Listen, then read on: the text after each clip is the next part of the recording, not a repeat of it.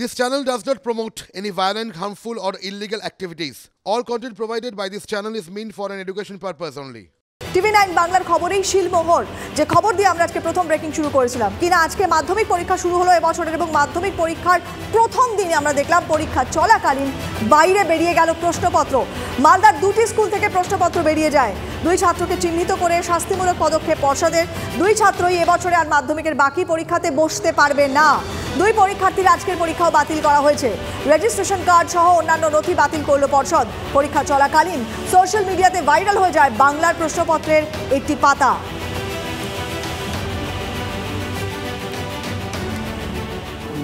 একটা হচ্ছে নঘড়িয়া হাই স্কুলের ক্যান্ডিডেট, একজন হচ্ছেন চমাগ্রাম হাই স্কুলের ক্যান্ডিডেট। এরা ছবি তুলে বাইরে পাঠিয়েছিল। এদের registration card, admit card ceased হয়েছে, রিপোর্টেড এগেনস্ট হয়েছে, আরএ হয়েছে এবং এদের এবছরের মতন মাধ্যমিক পরীক্ষা শেষ।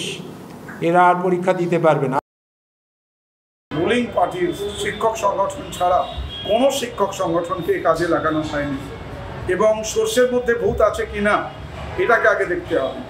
পর্ষদ বলেছিল যে এবারে বিশেষ এক ধরনের কোড ব্যবহার করা হচ্ছে, সেই কোড ধরা পড়বে কোথা থেকে, কে প্রশ্নপত্র আউট করেছে। আমাদের প্রশ্ন, যদি রামের প্রশ্ন শ্যাম সে ছবিটা তুলে বাজারে তুলে, তাহলে কি রাম দায়ী হবে না শ্যাম দায়ী হবে? এ ধরনের করে প্রশ্নপত্র বাজারে প্রকাশ রোখা যাবে না। পরে খবরে চোখ রাখছি। আজকে নাম না করেই রাহুল গান্ধীকে চাঁচা চোলা ভাষায় আক্রমণ করলেন মমতা বন্দ্যোপাধ্যায়। ধর্ণা মঞ্চে রয়েছেন তিনি, সেই ধর্ণা মঞ্চ থেকেই চাঁচা চোলা ভাষায় আক্রমণ। কি বলেছেন আগে একবার দেখাই। আমরা কংগ্রেসকে বলেছিলাম 300 আসন একা লড়ো, আমরা সবাই মদত করব। আর 243টা আসন সব রিজিওনাল পার্টিকে দিয়ে দাও, যারা যেখানে স্ট্রং তারা লড়ুক, সেখানে তুমি মাতব্বরি করবে না।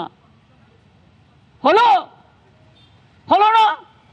প্রথমেই চলে এলো বাংলায়, ভাবলো এখানে মুসলিমদের একটু সুশ্রী দিই। এখনো হিম্মত করে বলি, লড়তে যদি পারে বিজেপিকে কেউ, বাংলা পারে, তৃণমূল কংগ্রেস পারে, আর আমরাই পারি সমস্ত রিজিওনাল পার্টিকে ঐক্যবদ্ধ করে এক জায়গায় দাঁড়াতে। কংগ্রেস তুমি তো একা পারবে না, তুমি 40টা সিট পাবে কিনা আমরা জানি না, রিজেক্টেড। তারপর থেকে আমার সাথে কোনো সম্পর্ক নেই, কথাও হয়নি। বাংলায় প্রোগ্রাম করতে এসছি আমরা, নাকি ইন্ডিয়ান অ্যালায়েন্স? একবার তো ইনফরমেশনটা দেবে, অমুক দিন থেকে প্রোগ্রাম করতে যাচ্ছি বাংলায় এই রুট দিয়ে, আর তো কিছু চাই না। আমাকে কেউ তো বলেনি, আমি অ্যাডমিনিস্ট্রেশনের থ্রুতে শুনেছি। তুমি বাংলা না বেছে ইউপি গেলে না কেন? বুকের পাটা থাকতো দেখতাম ইউপিতে এলাহাবাদে গিয়ে বিজেপিকে হারিয়ে এসো, বেনারসে গিয়ে হারিয়ে এসো, রাজস্থানে গিয়ে হারিয়ে এসো, যেটা জায়গা হেরেছো, মধ্যপ্রদেশে গিয়ে হারিয়ে এসো। দীক্ষা ভূঁইয়া আমাদের সহকর্মী রয়েছেন এই মুহূর্তে আমাদের সঙ্গে সরাসরি। দীক্ষা, আজকে বক্তব্য আমরা শুনলাম মমতা বন্দ্যোপাধ্যায়, কিন্তু ধর্ণা মঞ্চ থেকে এভাবে একেবারে চাঁচা ছোলা ভাষায় রাহুল গান্ধীকে আক্রমণের কি ব্যাখ্যা রাজনৈতিক মহলে? দেখো, আজকে মুখ্যমন্ত্রীর নাম না করে রাহুল গান্ধীকে যেভাবে কথা বললেন সেটা স্পষ্টই বুঝেছে যে রাহুল গান্ধী সম্পর্কে বলা হয়েছে।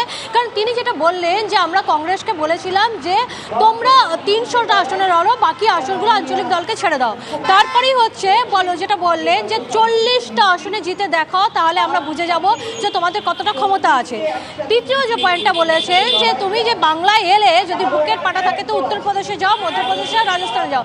এর আগে আমরা দেখেছি মুখ্যমন্ত্রী গত কয়েকদিন ধরে বিভিন্ন জেলায় গিয়ে যে প্রশাসনিক সভা করেছেন, সেখান থেকে যে বিজেপিকে আক্রমণ করেছেন, সেখানে কিন্তু বারবার বলে দিয়েছেন বাংলায় তিনি একা লড়বেন। কিন্তু আজকে তিনি ধর্ণা মঞ্চ থেকে চাঁচা ছোলা ভাষায় রাহুল গান্ধীকে যেটা বললেন সেটা বোঝা যাচ্ছে যে তিনি এখানে যে কংগ্রেসের সাথে কোনো জোট হবে না, তিনি আবার একবার স্পষ্ট করে দিলেন এবং রাহুল গান্ধীকে বিঁধলেন এই বলে যে তুমি বসন্তের কোকিল হয়ে ভোটের আগে এখানে এসছো, তুমি আমাকে না জানিয়ে এখানে এসছো, তুমি বলছো জোট আছো। অর্থাৎ রাহুল গান্ধীকে পুরো তিনি বিঁধলেন যে রাহুল গান্ধী অর্থাৎ কংগ্রেসের জন্যই জোটটা হয়নি, কারণ কংগ্রেসকে তিনি এখানে 2টো আসন ছাড়তে রাজি হয়েছিলেন, কিন্তু তারা আরও বেশি আসন চেয়েছে। অথচ রাজ্য সারা দেশ জুড়ে যদি 300টা আসনে ওরা প্রার্থী দেয় তাহলে 40টা আসনে যেত, অর্থাৎ পুরো প্রায় চ্যালেঞ্জ ছুড়ে দিলেন। এবং সেই জায়গাতে দাঁড়িয়ে তিনি আরও বললেন যে এখানে এসে ফটো সেশন করছো, বাচ্চাকে কোনোদিন কোলে নাওনি, তাকে কোলে নিয়ে একদম মানে কোথাও তার যে মানে তিনি যে অত্যন্ত ক্ষুব্ধ হয়েছেন এই যাবতীয় প্রক্রিয়াতে, সেটাই আজকে কোথাও এভাবেই বেরিয়ে এলো আজকে ধর্ণা মঞ্চ থেকে তার বক্তব্যের মাধ্যমে। অনেক ধন্যবাদ দীক্ষা, অনেক ধন্যবাদ। চোখ রাখি এবারে পরের খবরে। ক্যাগ নিয়ে বিজেপির সব অভিযোগ উড়িয়ে দিলেন মমতা বন্দ্যোপাধ্যায়। ওরা গ্রেট লায়ার, ক্যাগ রিপোর্টের তথ্য বিকৃত করেছে বিজেপি। ধর্ণা মঞ্চ থেকে এভাবেও তোপ দেখেছেন মুখ্যমন্ত্রী এবং তিনি দাবি করেছেন যে রাজ্য সব তথ্য ঠিক সময় পাঠিয়েছে। গোটা ঘটনাতে প্রতিবাদ জানিয়ে প্রধানমন্ত্রীকে চিঠিও দিয়েছেন মুখ্যমন্ত্রী। মমতা বন্দ্যোপাধ্যায় অভিযোগ করেছেন যে 2003 সালের হিসেব কেন্দ্র চেয়েছে, সে সময় তৃণমূলের বয়স 4 বছর, সেই দায় কেন নেবে দল? প্রশ্ন তুলেছেন তৃণমূল নেত্রী। 2003-এর ঘটনা নিয়ে কেন অভিষেককে চিঠি দেওয়া হয়েছে তা নিয়ে প্রশ্ন তোলেন মমতা। ক্যাগ যে কথাটাই জানে না সেটাই লিখেছে, কোনোদিন এটা হয়নি। বলছে 2003 সাল থেকে। আর 2003 সালে তোরাই আমরা ছিলাম, 2003-এর দায়িত্ব আমি নেব। 2011 পরে আমরা যখন এসেছি তখনকার দায়িত্ব নেব। তা সত্ত্বেও বলি প্রত্যেকটা ইউটিলাইজেশন সার্টিফিকেট গেছে, টোটাল মিথ্যে কথা, টোটাল গ্রেট লায়ার। সত্য কখনো চাপা থাকে না। আমি যখন রিটিন একটা চিঠি দিচ্ছি ক্রস চেক করেই তো দিচ্ছি। সব ইনস্টিটিউশনগুলোকে করে দিয়েছে একেবারে পার্টি অফিস, সব এজেন্সি পার্টি অফিস। আপনি বুঝুন, 2003-এর হিসেব চাইছে আমার কাছে, তখন তৃণমূলের বেবিটা জন্মায়নি, তখন বেচারার বয়স ছিল মাত্র 5 বছর। অভিষেককে একটা লেটার পাঠিয়েছে এজেন্সি, তখন অভিষেক জন্মায়নি। দারুণ ফাটাফাটি, সুপার কেস।